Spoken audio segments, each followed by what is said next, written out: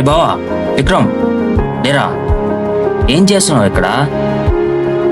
ఏం పండ్రా అసలు ఇక్కడ? ఎంత తాగావు? రోజు ఇది పనా? అది అక్కడ పడేరా. ఈ మధ్య ఎక్కువ తాగుతున్నారు. అసలు ఏం పండ్రా నీకు? అరే అరే రే రే పట్టుకుంటారా? ఎవరన్నాదా? వాడికి నేనన్నా ఇంకోసారి అనాథన్నా